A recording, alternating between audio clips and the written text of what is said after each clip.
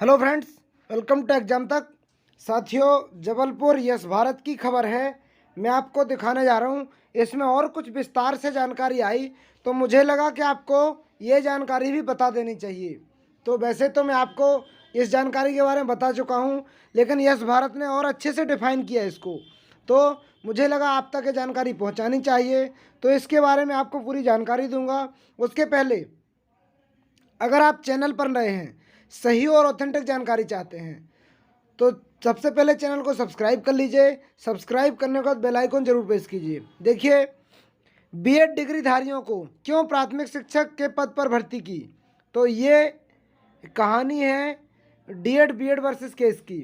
Jabalpur yes Bharat Madhya Pradesh high court की division bench द्वारा 7/7/2022 को पारित अंतरिम आदेश के प्रवर्तन के दौरान, यानी कि 7 जुलाई 2022 को जो याचिका लगाई गई थी उसके बारे में है।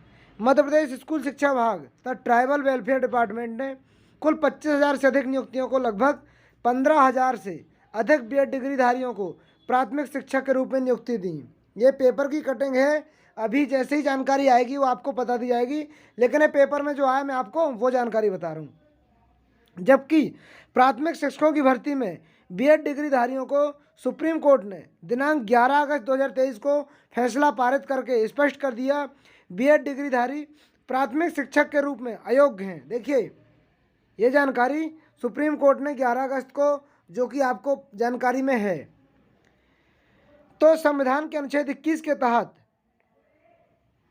यदि इन्हें नियुक्त किया जाता है, यदि बीएड वाले नियुक्त होते तो उनके लिए संविधान अनुच्छेद 21 के तहत शिक्षा के अधिकार सहित राइट टू एजुकेशन एक्ट 2009 का उल्लंघन है। यानी कि अगर बीएड वाले रखे जाते हैं तो सीधा सीधा राइट टू एजुकेशन 2009 का उल्लंघन है। और आगे क्या जानकारी है,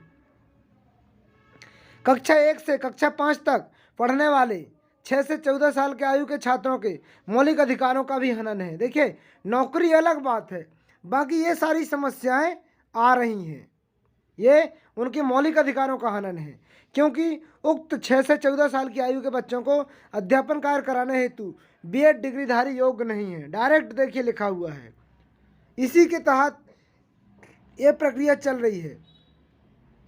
सुप्रीम कोर्ट ने अपने निर्णय दिनांक 11 अगस्त 2023 में स्पष्ट किया है, 6 से 14 साल की आयु के बच्चों को अध्यापन कार्य सिर्फ डीएलएड एलिमेंट्री कोर्स धारकों को ही विशेष रूप से प्रशिक्षण दिया जाता है। इसलिए प्राथमिक शिक्षकों के लिए एलिमेंट्री कोर्स यानी कि तथा बीएड डिग्रीधारियों को निर्धारित योग्यता वाले परिपत्र सर्वप्रथम राजस्थान हाईकोर्ट तथा दिनांक 11 अगस्त 2023 को सुप्रीम कोर्ट तत्पश्चात, देखिए और जानकारी इसमें निकल के आई है, जो तत्पश्चात Bihar high court, Chhattisgarh high court, Uttar Pradesh high court सहित देश की 8 हाईकोर्ट असंवैधानिक घोषित कर चुकी हैं। यानी कि देश की 8 हाईकोर्ट, पेपर के अकॉर्डिंग मैं आपको बता रहा हूँ, देश की 8 हाईकोर्ट इसे असंवैधानिक करार दे चुकी हैं। अब आप समझ जाइएगा किसके पक्ष में फैसला जा रहा है।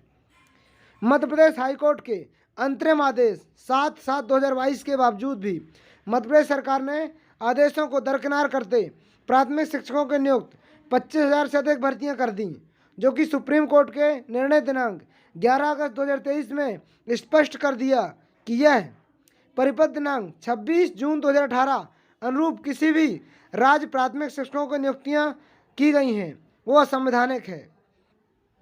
आज 2 नवंबर 2023 उक्त याचिकाओं की सुनवाई जस्टिस शील नागू तथा नवनियुक्त जस्टिस दोपल्ला वेंकट रमन्ना की खंडपीठ द्वारा की गई।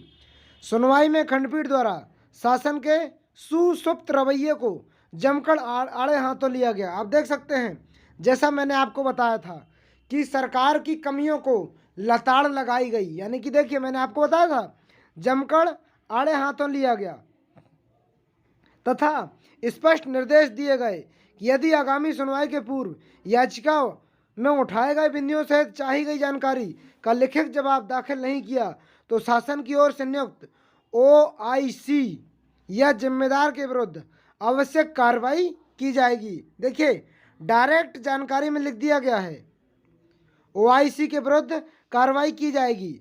याचिकाकर्ताओं की ओर से पैरवी अधिवक्ता रामेश्वर सिंह ठाकुर एवं विज्ञान शाह, विनायक प्रसाद शाह, राम भजन लोधी ने की। तो ये जानकारी थी फ्रेंड्स।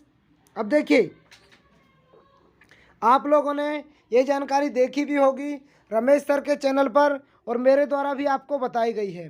तो आप लोग बताइएगा कमेंट बॉक्स में कमेंट करके, आपके हिसाब से आपने जो 1 घंटा 50 मिनट करीब जो सुनवाई चली उसकी आपने पूरी सुनवाई देखी, आपका मत क्या है? आप अपना मत ज़रूर बताइएगा। और आप कहाँ से हैं, मतलब आप कहाँ से हैं, अपना ज़िला ज़रूर लिखिएगा और आपका मत क्या लग रहा है, आपके मत को ज़रूर बताइएगा। आपने अगर हाई कोर्ट वाला वीडियो नहीं देखा है तो वो वीडियो भी देख लीजिए, वो भी मैंने आपको डाला हुआ है। तो ये जानकारी आपको कैसी लगी ज़रूर बताइएगा। इसी के साथ कुछ और जानकारी है, मैं आपको वो भी बता दूं। एक जानकारी है 5500 प्राथमिक शिक्षकों की गुलजार होगी दिवाली, जल्द मिल सकेगा वेतन। देखिए, जागरण प्रतिनिधि भोपाल, प्रदेश में नए नवेले 5500 प्राथमिक शिक्षकों की दिवाली अब फीकी नहीं रहेगी बल्कि गुलजार होने वाली है। जल्द ही इन सभी शिक्षकों के खातों में पहली सैलरी आ जाएगी। शुक्रवार को इनके पद सृजित हो गए हैं और पोर्टल पर दिखने लगे हैं। अब IFMS पोर्टल के माध्यम से हर ब्लॉक जिले स्तर पर जानकारी भेज दी जाएगी, जिसके बाद ट्रेजरी से ID जनरेट होकर वेतन खातों में डाल दिया जाएगा। बता दें, नियुक्ति के बाद भी वित्त विभाग से अनुमति नहीं मिलने के कारण पोर्टल पर शून्य बताने से वेतन नहीं मिलने की खबर दैनिक जागरण ने 3 नवंबर वाले अंक में प्रकाशित की थी, जिसके बाद विभाग हरकत में आ गया और शुक्रवार दोपहर बाद ही पद सृजित होते ही पोर्टल पर दिखने लगे। देख सकते हैं आप, ये फर्क पड़ता है मीडिया से। ये प्रकाशित की थी दैनिक जागरण प्रतिनिधि भोपाल ने, इसके बाद जानकारी निकल के आई। ये नियम, यह था पूरा मामला। नियम यह है कि रिक्त पदों की 5% से अधिक पदों पर भर्ती के लिए वित्त विभाग की अनुमति जरूरी होती है, लेकिन बताया गया अतिरिक्त नियुक्ति करते समय अनुमति नहीं ली गई। जब नवनियुक्त प्राथमिक शिक्षक अपनी 3 माह की सैलरी के संबंध में जानकारी लेने ट्रेजरी में पहुंच रहे तो उन्हें बताया जा रहा वित्त से अनुमति नहीं मिलने से स्वीकृत पदों की संख्या 0 बताई जा रही है। यानी कि वित्त विभाग से इनकी अनुमति नहीं मिली थी, इसकी वजह से इनकी सैलरी नहीं मिली। चूँकि संबंधित जिलों में ऑन रिकॉर्ड कोई पद ही नहीं है तो ID बनना तो बहुत दूर की बात है। यही कारण है कि इनकी सैलरी नहीं बन पाई। अब दूसरी जानकारी, बढ़ा हुआ मानदेय नहीं मिलने से अतिथि शिक्षकों में भी नाराजगी है।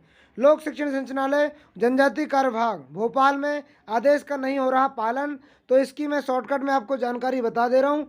अतिथि शिक्षकों की मानदेय बढ़ा था, वर्ग 1 का 18,000, वर्ग 2 का 14,000, वर्ग 3 का 10,000। तो ये मानदेय नहीं मिल रहा है, इसलिए अतिथि शिक्षकों में नाराजगी है।